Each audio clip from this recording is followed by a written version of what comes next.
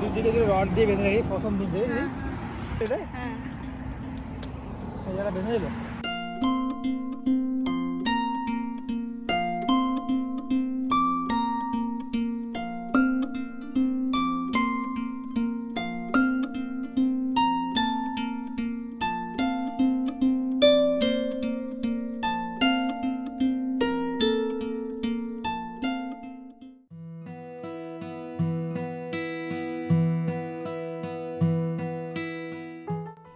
স্বাগত জানাই সবাইকে লিভিং মাই আমেরিকান ড্রিমের নতুন আর একটা ব্লগে। আশা করি আপনারা সবাই ভালো আছেন। রোজকার একটা কর্মব্যস্ত দিন আর সকালটা শুরুই হয়েছে এক কাপ চা আর তার সঙ্গে আমাদের নিত্য নৈমিত্তিক মর্নিং ওয়াকে। যদিও এর আগে সবথেকে ইম্পর্টেন্ট কাজটা সেরে ফেলেছি, সেটা হচ্ছে সকালবেলায় উঠেই দুজন বাচ্চাকে কিন্তু স্কুলে পাঠানো হয়ে গেছে। সোমবার এখন সকাল 8টা। রনকে স্কুল বাসে চাপানোর পরেই কিন্তু আমরা হাঁটতে বেরিয়ে যাই। আর চারিদিকে তাকাতে তাকাতে এখন তো চোখ একদম জুড়িয়ে যাচ্ছে। এই যে গাছটা দেখতে পাচ্ছেন, এটার নাম হচ্ছে চাইনিজ ফ্রিঞ্জ ট্রি। যদিও আমার গাছ সম্পর্কে খুব বেশি একটা জ্ঞান নেই, ওই আইফোনকেই জিজ্ঞেস করলাম। তবে জানেন তো, এই ফুলগুলোর স্থায়িত্ব কিন্তু ওই মাত্র 1 থেকে 1.5 সপ্তাহ, তারপরেই কিন্তু সমস্ত ফুলগুলো ঝরে পড়বে বা বেশিরভাগ ফুল যেগুলো গাছে থাকবে সেগুলো আবার পাতাতে রূপান্তরিত হয়ে যাবে। খুবই অল্প সময়ের জন্য এরা ফোটে। যাই হোক, বাড়ি ফেরার অনেকক্ষণ হয়ে গেছে, এর মধ্যে আমাদের ব্রেকফাস্ট সারাও হয়ে গেছে। তুহিনকে আজকে পিনাট বাটার টোস্ট আর তার সঙ্গে একটু ফল দিয়ে দিয়েছিলাম, আমি অবশ্য তো সেটাই খেয়েছি। আর এরপরে এখন দুপুরের লাঞ্চের ব্যবস্থা করছি। যদিও আমাদের লাঞ্চ করতে করতে সেই বিকেল 5টায়, মানে বলতে গেলে সেটা লাঞ্চ আর ডিনার দুটো মিক্সই হয়ে যায়। আমরা খাবারের অভ্যেসটাকে বলেছিলাম আগের ব্লগে যে একটু চেঞ্জ করে নিয়েছি। বাচ্চারা যখন স্কুল থেকে আসে ওদের সঙ্গে একেবারে আমরা লাঞ্চটা সারি, তাতে কি হয় না, একসঙ্গে খানিকটা টাইম একসঙ্গে স্পেন্ড করা হয়। তার সঙ্গে ওরা স্কুলে কি করলো সেটার পুরো বৃত্তান্ত আমরা শুনতে পারি। আর তার সঙ্গে এরকম ফুড হ্যাবিটে দেখতে পাচ্ছি কিন্তু শরীর কিন্তু আগের থেকে অনেকটাই এখন সতেজ থাকে। তো যাই হোক, আজকের লাঞ্চ তো দেখতেই পেলেন, একটা ভেজ রাইস করলাম আর তার সঙ্গে এখন চিলি চিকেন টাইপেরই করছি।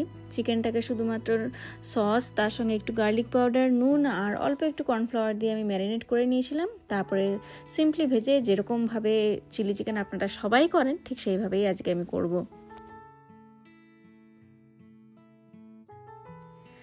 আর এদিকে আবার রনর স্কুল থেকে গত কয়েকদিন ধরেই নানান রকম ছোট ছোট কিছু আবদার আসছে। সেটা ওদের ফাইলে, ফোল্ডারে, বলতে পারেন কাগজের আকারেই আসে। তো আজকে যেটা ও বলে গেছে আমাদেরকে বাড়িতে, যে স্কুল থেকে ফেরার পরে ওর তো তাইকোন্ডো ক্লাস থাকে সোমবার, আর ঠিক তারপরে ওকে নিয়ে যেতে হবে একটা দোকানে। এখানে জানেন তো বেশ ভালো লাগে একটা ব্যাপার, যে এখানকার স্কুলগুলো সবই সরকারি স্কুল, তারা অনুদানও পায় সরকার থেকে। তাছাড়াও কিন্তু স্কুলের বিভিন্ন, বলতে পারেন, প্রোগ্রাম, যেমন ধরুন স্কুলে একটা ছোট প্লেগ্রাউন্ড হবে, স্কুলে নতুন কিছু বই কেনা হবে, স্কুলের প্লেগ্রাউন্ডে কিছু নতুন ইকুইপমেন্ট কেনা হবে, সে সব কিছুর জন্য যে টাকাটা বরাদ্দ হয় সেটা কিন্তু সবসময় সরকার থেকে একটা লিমিটেড টাকা দেয়। আপনাকে যদি সেই টাকার বাইরে কিছু করতে হয় তাহলে স্কুল কিন্তু সবসময় আমাদের কাছে রিচ আউট করে। তবে শুধু যে ক্যাশ দিয়ে দিলাম তাতেই স্কুলের দায়িত্ব শেষ বা আমাদের দায়িত্ব শেষ সেটা কিন্তু নয়। স্কুল কিন্তু নানান রকম প্রোগ্রাম করে যেখানে আমাদেরকে ইনভলভ রাখে, যাতে আমরা সেই টাকাটা স্কুলকে কোনো রকম বলবো যে বিরক্তি ছাড়াই দিই। যেমন ধরুন, বাচ্চারা স্কুলে আজকে সফটওয়্যার নিয়ে যেতে পারবে যদি তাদেরকে $1 করে আমরা দিই। মানে বাচ্চারা বাড়ির থেকেই সফটওয়্যারটা নিয়ে যাবে স্কুলে, কিন্তু তার জন্য স্কুলে নিয়ে যাওয়ার পারমিশন হিসেবে আমাদেরকে স্কুলে $1 করে পাঠাতে হবে। আবার মাঝে মধ্যে স্কুল স্পিরিট ডে বলেও একটা প্রোগ্রাম আছে, যেখানে ধরুন স্কুল কোনো একটা দোকানের সঙ্গে কোলাবোরেট করলো। এবারে কোনো একটা নির্দিষ্ট দিনে কোনো একটা নির্দিষ্ট ক্লাসকে, ধরুন কিন্ডার গার্ডেনকে বলা হলো যে আজকে বিকেল 4টা থেকে 8টার মধ্যে ওই দোকানে যাবে এবং সেখান থেকে কোনো খাবার হোক বা ড্রিঙ্ক হোক কিনবে। এর থেকে জিনিসটার ধরুন যা দাম, সেই ড্রিঙ্কটার তার 20% টাকা কিন্তু স্কুল পাবে।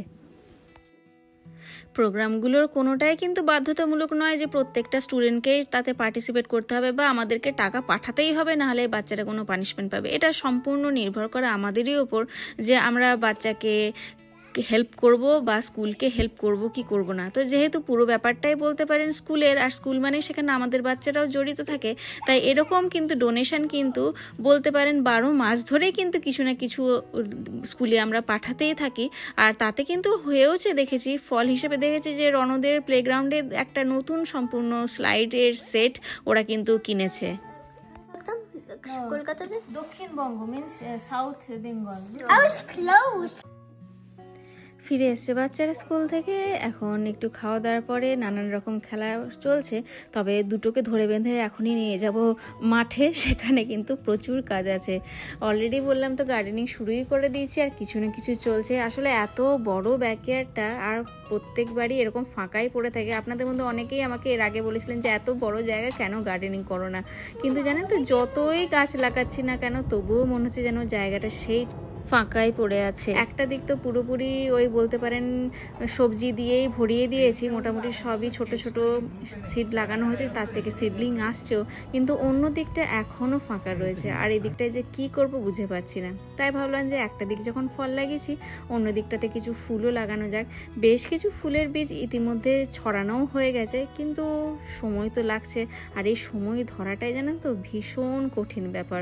মানে সব গার্ডেনার যারা গাছ লাগাতে ভালোবাসেন তাদের ক্ষেত্রে দেখবেন এটা খুব সত্যি। বীজ লাগানোর পরে দিনে যে কতবার করে গিয়ে দেখছি যে বোঝ হয় এই মাত্র একটু উকি মারবে চারা গাছ, কিন্তু না, কোনোটাই দেখছি যে 2 সপ্তাহ 3 সপ্তাহের আগে কিন্তু বেরোচ্ছে না। তো যাই হোক, রনও আজকে বাবার সঙ্গে একটু হাত লাগিয়েছে, যদিও কতটা করছে কে জানে, কিন্তু তবুও এইভাবে বাচ্চাদেরকে যতটা ইনভলভ রাখা যায়। তবে এক নাগারে বাবাকে জানেন তো বিরক্ত করে আছে যে কতক্ষণে যাব সেই ওর জন্য আজকে কুকি কিনতে। আজকে যে দোকানটার সঙ্গে স্কুল কোলাবোরেট করেছে সেটা হচ্ছে হাফ বেকড কুকি, আর তার সঙ্গে কোয়েনচিট বলে পাশে একটা ড্রিঙ্কের দোকানও রয়েছে। দেখি দেখা যাক ওখানে গিয়ে কি কিনতে পারে ওরা। হাফ বেকড গুডনেস দেখেছিস? ওই হাফ বেকড কেউ তো আসেনি না, এসছে কিছু। এই তো একটা বাচ্চাকে দেখতে পাচ্ছি, কাঁচা বাচ্চা দাঁড়িয়ে আছে। কোনটা যাচ্ছে আমার কোয়েনচিট? এখানে টিচারদের দায়িত্বও কিন্তু বিশাল। দোকানে গেছিলাম ঠিকই, আর সেখানে গিয়ে প্রথমেই যখন দেখেছে রনো যে ওর ক্লাস টিচার সেখানে দাঁড়িয়ে রয়েছে, ও তো একদম গুলে জল, মানে কিছুতেই আর ওখান থেকে নড়বে না। তাই এই 2খানা নিয়ে আসা হয়েছে কুকি, আর কুকিগুলোর দাম নিয়েছে যদিও একটু বেশি, হয়তো এগুলো $4 করে এক একটা পিসই নিল কুকি, কিন্তু ওই বললাম যে এর কিন্তু 20% স্কুল পাবে, খুবই কম সেই অ্যামাউন্টটা যদিও। তো যাই হোক, দুজনে তো ভীষণ খুশি কুকি পেয়ে। Outsideটা কি crispy, insideটা কি soft. ভালো। Is that a video? Has to be a picture. No. নে যা টেস্ট করে বল কেমন। টেস্ট করো, তুমি টেস্ট করো। It should be good.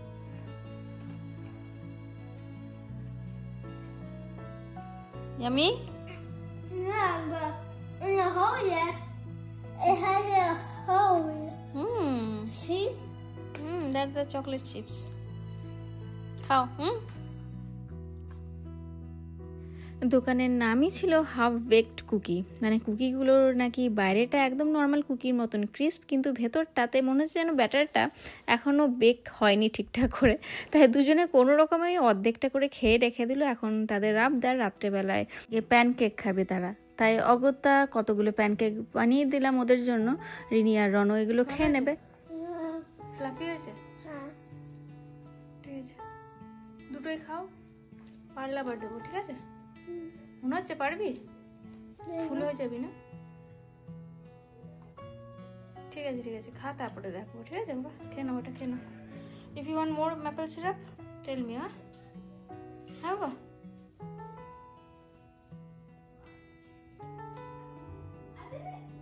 নড়তে পারিস, তোর ভিডিও হচ্ছে। ভালো, টেস্টি কেমন? লেমনেডের মতন খেতে? এতে 3টে ডিফারেন্ট ফ্লেভার আছে। তুই বলি লেমনেডের মতন খেতে? আমার জন্য লেমনের মতন খেতে, কিন্তু বক্সে দেখলাম 3টে different flavour. The blue hot taste worst. ছোট্ট ব্লগটাকে আজকে এখানেই শেষ করলাম। অবশ্যই আবার দেখা হচ্ছে আপনাদের সঙ্গে পরের ব্লগে। ততক্ষণের জন্য সবাই ভালো থাকবেন, সুস্থ থাকবেন।